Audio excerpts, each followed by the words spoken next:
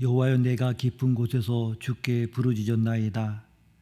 주여, 내 소리를 들으시며 나의 부르짖는 소리에 귀를 기울이소서. 여호와여, 주께서 죄악을 지켜보실진대 주여 누가 서리이까? 그러나 사유하심이 주께 있음은 주를 경외하게 하심이니이다. 나 곧 내 영혼은 여호와를 기다리며 나는 주의 말씀을 바라는도다. 파수꾼이 아침을 기다림보다 내 영혼이 주를 더 기다리나니 참으로 파수꾼이 아침을 기다림보다 더하도다.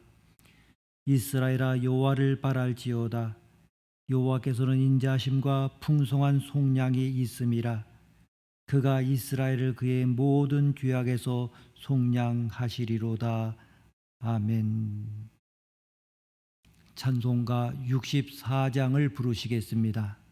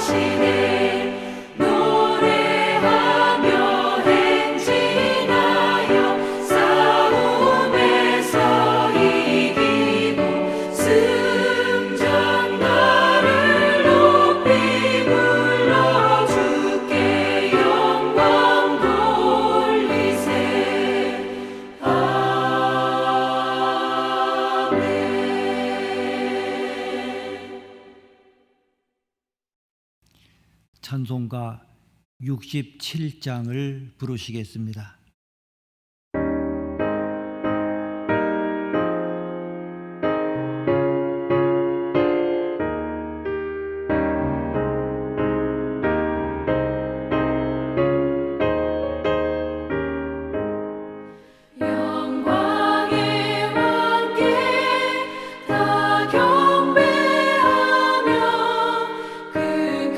신 사랑 늘 찬송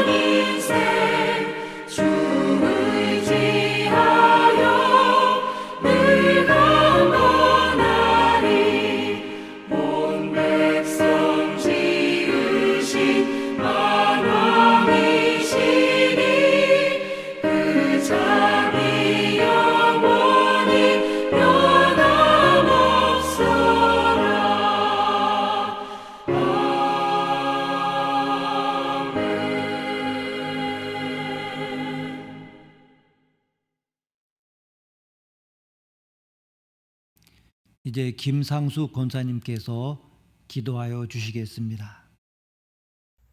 사랑과 은혜가 많으신 하나님, 2022년 첫 주일을 거룩하신 아버지 하나님께 예배하고 참 쉼을 누리며 지내게 하시니 감사합니다. 송구 영신 예배를 통해 받은 올해의 말씀을 잘 묵상하고 기도하며 한 해를 승리하길 원합니다. 성령 충만을 부으셔서 담대히 나아가게 하옵소서. 2022년부터 수지교회의 모든 공예배를 시작하려고 기도하고 준비했는데 예기치 못한 일이 생겨 이렇게 온라인으로 예배를 드립니다. 때로는 우리의 계획과 기도가 반드시 현실화되지 않을 때가 있습니다. 하지만 우리가 낙심치 않고 이번 일을 감사로 고백한다면 수지교회가 더욱 감사할 일이 넘칠 줄 믿고 감사하며 성도들 한 사람 한 사람을 위해 기도하며 권면하여 공예배 회복이 더 속히 이루어지도록 노력할 수 있도록 인도하옵소서. 오늘 찬양 예배에 목사님 전하시는 말씀을 통해 우리의 영이 더욱 성장하길 원합니다. 온전한 신앙 고백이 있는 삶을 살길 원합니다. 우리의 예배에 함께해 주옵소서. 하나님을 알고 부르심의 소망을 깨달아 능력의 통로로 하나님께 영광 돌리며 세상의 충만함을 이루며 살아가는 수지교회가 되도록 인도하옵소서. 성도들이 예배하는 장소마다 성령의 임재가 넘치길 원합니다. 예수님의 이름으로 기도드립니다. 아멘. 주일 저녁 우리에게 주시는 하나님의 말씀은 구약 성경 가운데 창세기 1장 1절에서 2절 말씀이 되겠습니다.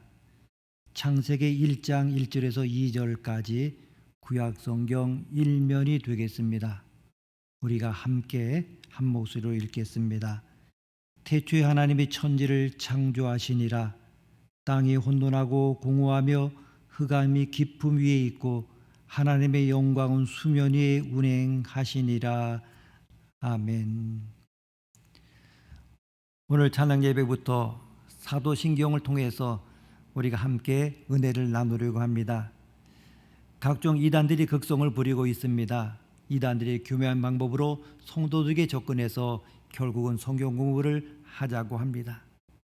성경 공부를 하자는데 나쁜 것이 있냐 생각하고 따라가는 사람들이 있습니다. 이것이 이단들의 덫입니다. 그런데 그들이 같이 하자는 성경 공부가 구체적으로 무엇입니까? 이단 교리 공부 아니겠습니까? 그들이 주장하는 교리들을 가르쳐서 결국 무서운 이단에 빠지게 합니다. 그런데 진짜 문제는 정작 정통교회에서는 교리를 제대로 시키지 않습니다. 그러니까 이단에 넘어가는 사람들이 많이 생길 수밖에 없지 않습니까? 저는 이단은 정통의 부재라고 생각합니다. 우리 교인들이 제대로 기독교 교리를 배우지 못했기 때문에 이단에 빠지는 것입니다. 정통 교회에서 교인들에게 제대로 교리를 잘 가르쳐서 진리의 말씀 위에 굳게 서게 하면 누가 어떤 말로 미혹한다 할지라도 결코 넘어가지 않을 것입니다. 토마스 아퀴나스는 구원을 받기 위하여 반드시 알아야 할 세 가지 인식이 있다고 했습니다. 그 첫 번째는 무엇을 믿어야 하는가라고 했는데 이것을 제대로 알려면 사도신경을 공부해야 합니다. 둘째는 무엇을 바라야 하는가라고 했는데 이것을 제대로 알려면 주기도문을 배워야 합니다. 셋째는 무엇을 행해야 하는가라고 했는데 이것을 제대로 알려면 십계명을 배워야 합니다. 그러니까 사도신경, 주기도문 그리고 십계명은 신앙생활의 가장 기본이며 핵심입니다. 특별히 사도신경은 우리가 믿는 신앙의 내용 전체를 포함하고 있습니다. 이 신앙이라고 하는 말 자체가 무엇을 믿는다는 뜻입니다. 그렇다면 그 믿음의 내용이 무엇인지를 제대로 알아야 됩니다. 믿음이 신앙생활에 있어 가장 기본인데 무엇을 믿는지 제대로 알지 못하고 신앙생활 하시는 분들이 있습니다. 당신은 도대체 무엇을 믿습니까? 라고 이렇게 누군가 물을 때 정답은 사도신경을 암송하면 됩니다. 그런데 문제는 사도신경을 입술로는 줄줄줄 암송하고 있습니다만은 그 내용을 제대로 모르고 그냥 앵무새처럼 혹은 이교도들처럼 주문처럼 외우고 있다는 데 문제가 있습니다. 12지간이 자축인묘, 신사, 오미, 신유, 수레라고 하는 것을 줄줄이 암기하는 사람이 있는데 축이 소이고 오가 말이고 술이 개고 해가 돼지라는 것을 모르는 사람이 많습니다. 어쩌면 우리도 이 사도신경을 이런 식으로 암송하고 있는 것이 아닙니까? 사도신경이라는 이름이 붙은 것은 예수님의 12제자가 각기 한 구절씩 고백한 것을 교회가 후에 신앙 고백으로 채택했다는 전승이 있기 때문입니다. 주 3세기의 아프리카 리비아 출신의 아리우스라는 이단이 있었습니다. 이 사람은 성부 하나님과 성자 예수님이 본질적으로 동등하지 않다고 주장을 했습니다. 예수님은 하나님에게 종속적 관계에 있고 하나님과 동일 본질이 아니라 유사 본질이라고 했습니다. 이 아리우스 이단에 대처하기 위해서 AD 325년에 교회가 최초로 공식적으로 선포한 신조가 니케아 신조였습니다. 이 니케아 신조가 지금 우리가 사용하고 있는 사도신경의 기본적인 골격이 되었고 4세기에 공식적으로 이것을 사도신경이라 명명했고 5세기경에 현재의 형태를 거의 갖추었고 10세기에 완성이 되었습니다. 그러니까 처음부터 오늘날과 같은 것이 있었던 것이 아니라 근 6세기에 걸쳐서 점차적으로 완성이 되었습니다. 최근에 우리 교육교회 안에서 찬양 위주로 열린 예배를 진행하다 보니까 신앙 고백을 공동의 기도로 고백하지 않는 교회들이 늘어나고 있습니다. 이는 분명히 잘못된 일입니다. 교회는 분명 신앙 고백의 공동체고 이 신앙 고백은 교회사 2000년 동안 계속해왔고 예수님 오신 날까지 고백해야 할 우리의 믿음의 내용입니다. 이런 식으로 한두 세대가 지나가면서 만일 우리 후손들이 이 신앙 고백을 잊어버리게 된다면 저들의 신앙이 어디로 흘러가든지 아무도 장담할 수가 없을 것입니다. 반드시 모든 공예배에서 신앙 고백이 회복되어야 합니다. 사도신경은 우리가 믿는 믿음의 내용에 대한 이야기인데 이 믿음이 기독교 신앙에서 중요한 이유가 몇 가지 있습니다. 첫째는 믿음을 통하여 하나님과 연합하기 때문입니다. 믿음이 매체가 되어서 마치 결혼을 하듯이 하나님과 성도가 하나로 연합됩니다. 그리고 둘째는 수정을 통해서 세포 분열이 시작되어 생명이 자라듯이 믿음이 우리의 심령에 씨앗처럼 뿌려지면 영원한 생명이 자라나기 시작합니다. 셋째는 의인은 그의 믿음으로 말미암아 살리라고 했는데 믿음은 성도로 하여금 의로운 삶을 살도록 안내합니다. 그리고 넷째는 믿음은 세상의 유혹을 이길 수 있게 합니다. 히브리서에서 믿음으로 나라들을 이기기도 하며 의를 행하기도 한다고 했습니다. 마지막으로 믿음이 있어야 하나님을 기쁘시게 할 수가 있습니다. 정말 이렇게 놓고 보면 우리 신앙생활의 모든 것을 다 포함하고 있는 것이 바로 이 믿음입니다. 이렇게 신앙생활의 핵심이 믿음이고 우리가 믿는 내용을 교회가 수세기에 걸쳐서 신학적으로 정리해 놓은 것이 사도신경이고 이것이 결정되는 모든 과정에 진리의 성령님께서 친히 역사하셨습니다. 그래서 사도신경은 성경과 동등한 권위를 가진다고 할 수 있습니다. 사도신경의 첫 번째 고백은 성부 하나님에 대한 고백으로 나는 전능하신 아버지 하나님 천지의 창조주를 믿습니다 입니다. 이 짧은 고백 속에 성부 하나님에 대한 세 가지 고백이 들어 있습니다. 첫째는 전능하신 하나님. 저는 한때 사도신경을 고백할 때마다 전능하신 하나님 이 부분이 엄청난 평안으로 다가왔던 경험이 있습니다. 당시 저는 분명히 그것이 내 문제요 내가 해결할 일들이었지만 여러 가지 많은 고민 속에 있었습니다. 정말 사실 저는 폭 오랫동안에 하나님의 전능하신 분이라는 것에 대해서 오해하기도 했었습니다. 저는 그 전능이 자연을 뛰어넘는 초자연적인 힘, 내가 당하고 있는 문제들을 마술처럼 풀어주는 힘, 그리고 악인에 대하여는 분노하시고 채찍으로 심판하시는 힘이라고 생각했었습니다. 그래서 하나님을 원망하기도 했습니다. 하나님, 당신은 정말 전능하신 분이시라면 왜 내가 당하는 이 고통을 그대로 방관만 하십니까? 하나님, 나를 대적하고 악을 행하는 사람을 왜 가만히 두십니까? 전능하신 하나님은 제가 고통스러워할 때 너무 오랫동안 침묵만 하고 계시는 것처럼 느꼈습니다. 그러나 십자가의 부활을 통해서 보여주신 하나님의 전능은 제가 그동안 생각했던 것과는 전혀 다른 것이었습니다. 그것은 악한 자들을 심판하시는 전능이 아니라 그들을 용서하는 힘이었습니다. 갈보리 언덕 위에서 드러낸 하나님의 전능은 나의 멍에를 벗겨주시는 그 전능이 아니라 그것을 짊어지게 하시는 전능, 나의 죄를 자복하게 하시고 돌아서게 하시는 전능, 온전한 사람으로 치유해 가시는 전능이라고 하는 것을 깨닫게 해 주셨습니다. 그리고 두 번째는 아버지 하나님입니다. 하나님을 아버지라고 고백하는 것은 인간과 교제를 원하시는 하나님의 속성을 표현한 것입니다. 하나님과 인간의 교제는 주인과 종, 왕과 신하, 기업주와 노동자, 장군과 병사 같은 그런 관계가 아닙니다.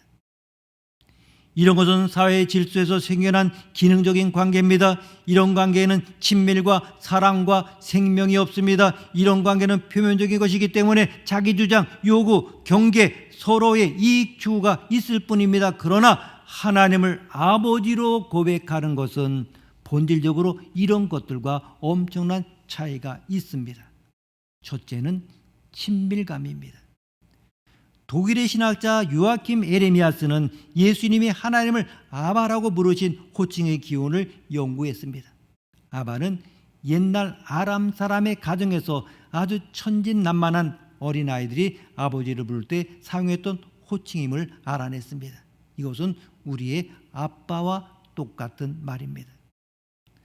어린아이들이 아빠라고 부르며 달려와서 품에 안기는 것처럼 하나님은 그 어떤 서먹서먹한 그 거리감, 거부감이나 일감이 없이 가장 편하고 친밀한 아빠와 같은 분입니다. 그리고 두 번째는 아버지 하나님은 우리에게 요구만 하시는 분이 아니라 주시는 분입니다. 하나님이 우리에게 주신 것은 당신 자신입니다.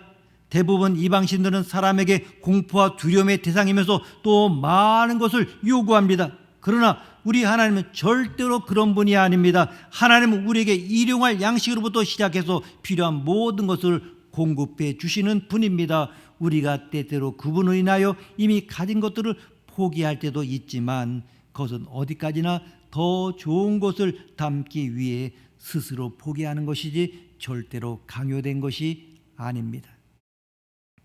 그 셋째는 아버지 하나님은 용서하시는 분입니다. 그의 용서는 우리를 옛것으로부터 해방시켜 주시고 우리의 상한 심령을 치유하고 우리의 심령을 소생시켜 주는 그러한 분이십니다. 그렇기 때문에 그의 용서는 용서함을 받은 나 자신에게만 머물지 않고 이웃에게로 흘러가게 하는 그러한 용서입니다. 우리 자신을 받아들이게 하는 용서, 이웃에 대해 다친 마음을 열게 하는 용서, 다른 사람에게 긍휼을 베풀게 하는 그러한 용서입니다. 그리고 그분의 용서는 새 삶을 만들어가는 용서입니다. 그리고 넷째는 아버지 하나님은 우리를 찾고 계시는 분입니다. 십자가에서 우리는 아버지를 떠나 도망치고 숨어버린 인간을 찾고 계시는 하나님 아버지를 만나게 됩니다. 그리고 마지막으로 하나님이 우리 아버지시라는 것은 우리의 생명의 기원, 원천, 목적이 그분으로부터 왔다는 것입니다. 우리의 육신의 아버지가 있기 때문에 우리가 세상에 태어났습니다. 그러나 이 생명도 거슬러 올라가 보면 결국 아버지 하나님으로부터 왔습니다. 그리고 세 번째, 천지를 창조하신 하나님입니다. 하나님은 천지를 창조하신 분입니다. 천지가 창조되기 이전에 땅은 혼돈하고 공허했다고 합니다. 혼돈은 히브리어로 토후이고 공허는 보후입니다. 토후는 무엇을 담을 틀이 없다는 말이고 보후는 그 안에 담길 내용물도 없다는 말입니다. 쉽게 말하면 물을 담을 컵도 없었고 토후, 그 컵에 담을 물도 없었다. 보후, 바로 그런 뜻입니다. 그러니까 그야말로 아무것도 없었습니다. 하나님은 아무것도 없는 상태에서 천지를 창조하셨습니다. 산에서 나무를 잘라다가 가구를 만드는 것을 영어로 make라고 합니다. 그러나 아무것도 없는 상태에서 무엇을 만드는 것을 영어로는 create라고, 창조라고 합니다. 하나님은 창조하시는 분이고 우리는 이미 주어진 어떤 것을 가지고 그 형태를 변형하는 make를 할 수 있을 뿐입니다. 창세기 1장에 하나님이 천지를 6일 동안 만드시고 제7일에는 안식하셨다고 하는데, 자세히 보게 되면 첫 3일에는 틀을 만드셨고 후 3일에는 그 안에 담을 내용물을 만드셨습니다.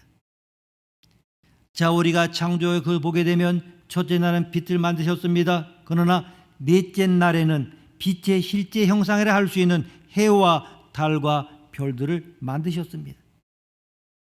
둘째 날에는 궁창을 만드시고 궁창 아래 물과 궁창 에 물을 만드셨는데, 다섯째 날에는 땅이 하늘의 궁창에는 새와 궁창 아래 물에는 각종 물고기를 만드셨습니다.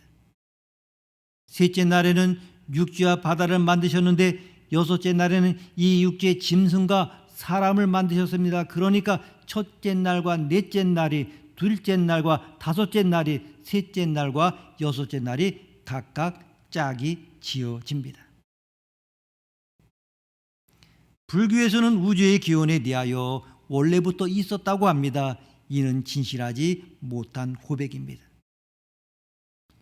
보다 솔직했다면 차라리 모르겠다고 했어야 합니다. 우리가 휴대폰을 생활 필수품으로 사용하고 있는데 휴대폰에 존재하지 않았던 때가 분명히 있었고, 지금 이것이 존재한다면 이것을 만든 사람이 분명히 있습니다. 그들은 하나님이 천지를 창조하셨다는 것을 인정하고 싶지가 않기 때문에 원래부터 있었다고 어정쩡하게 고백하고 넘어가려고 합니다.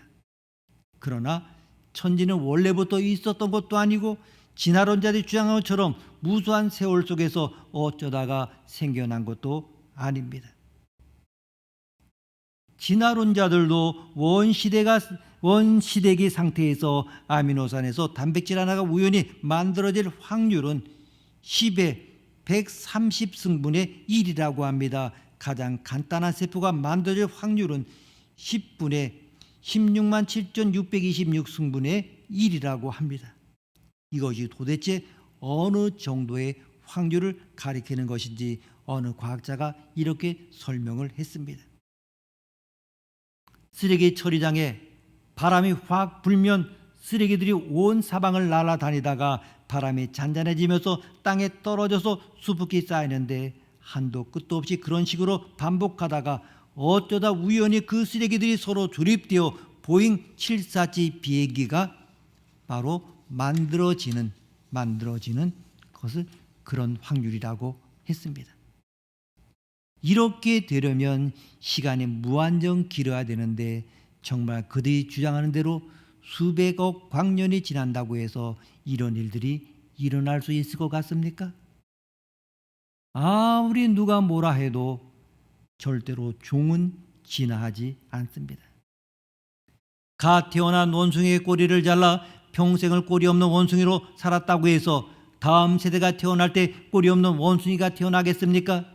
누가 이를 실험하기 위해서 원숭이가 태어나기만 하면 꼬리를 자르고, 그리고 나중에 자라서 이 원숭이가 새끼를 낳으면 또 꼬리를 자르고, 이런 식으로 100대가 흘러갔다고 해도 100대 1000대 후에도 원숭이는 태어나면 꼬리를 달고 나옵니다. 그리고 정말 그들이 말하는 것처럼 원숭이가 점점 진화해서 사람이 되었다고 하면, 지금 사람과 원숭이 그 중간 단계가 아프리카 어느 밀림에 있어야 하는 것 아니겠습니까? 생물학적으로 원숭이도 아니고 사람도 아닌 중간 단계가 있어야 하는 것 아니겠습니까? 그게 오랑우탄입니까? 생명은 그렇다 할지라도 우주는 어떻게 된 것입니까? 아무리 우주의 역사가 길다고 하더라도 분명히 이 우주가 없던 때가 있었습니다. 없던 이 우주가 생겨나는데 이것도 저절로 생겼습니까? 분명히 이 우주도 시작될 때가 있었고 그리고 끝이 있을 것입니다. 하나님이 온 우주 만물을 창조하셨다고 고백하면 쉬운데 이것을 인정하지 않으니까 그렇게 인생을 힘들게 사는 것입니다. 하나님은 천지를 창조하신 분이고 지금도 주관하시는 분입니다. 자연계뿐만 아니라 인간의 모든 역사도 주관하시는 분입니다. 천지를 창조하시고 다스리시는 그분의 손 안에 여러분의 모든 것이 달려 있습니다. 이것을 믿는 것이 우리의 신앙입니다. 기도하시겠습니다. 하나님 아버지, 우리는 신앙 고백을 통하여 나는 전능하신 아버지 하나님 천지의 창조주를 믿습니다. 고백합니다. 세상은 이단들이 여러 가지 우리를 미혹하지만 우리가 사도신경을 올바로 고백함으로 인하여 그 이단의 사슬에서 이겨내게 하시고 또한 우리의 삶이 더 아름다운 믿음의 고백을 통하여 더 아름다워질 수 있도록 함께하여 주옵소서. 아버지 하나님, 천지를 창조하시고 다스리는 우리 주님 안에 우리의 모든 것이 달려 있습니다. 언제나 이것을 믿게 하시고 바른 고백이 우리 입술에서 터져 나오게 하옵소서. 모든 것 우리 주님께 올려드리며 예수님의 이름으로 기도드립니다. 아멘. 찬송가 73장을 부르시겠습니다.